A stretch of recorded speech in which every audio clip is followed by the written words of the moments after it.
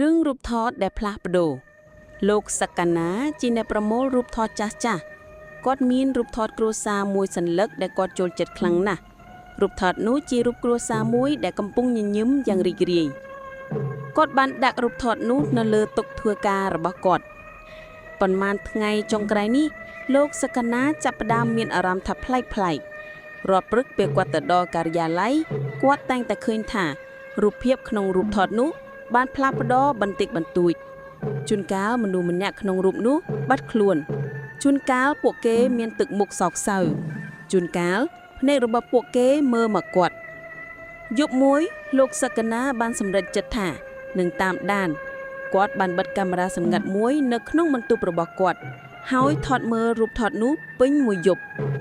ពេលគាត់ត្រឡប់មកមើលវីដេអូវិញគាត់បានឃើញអ្វីដែលធ្វើឲ្យគាត់ព្រឺសម្បុរនៅក្នុងវីដេអូគាត់បានឃើញរូបមនុស្សក្នុងរូបថតបានចាប់ផ្ដើមរំកិលបន្តិចម្ដងភ្នែករបស់ពួកគេបានបើកហើយពួកគេបានសម្លឹងចំមកកាមេរ៉ាបន្ទាប់មកពួកគេបានចាប់ផ្ដើមញញឹមដាក់កាមេរ៉ា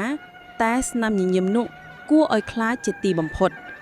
ភ្លាមនោះរូបភាពក៏បានប្រែក្លាយទៅជារូបភាពគ្រួសារនោះកំពុងតែរងទុក្ខលោកសក្កណាភ័យស្លន់ស្លោហើយបានបំផ្លាញរូបថតនោះភ្លាមគាត់បានឈប់ប្រមូលរូបថតចាស់ទៀតហើយគាត់ដឹងថារូបថតនោះមានវិញ្ញាណជាប់នឹងវាហើយវិញ្ញាណនោះនៅតែរងទុក្ខរហូត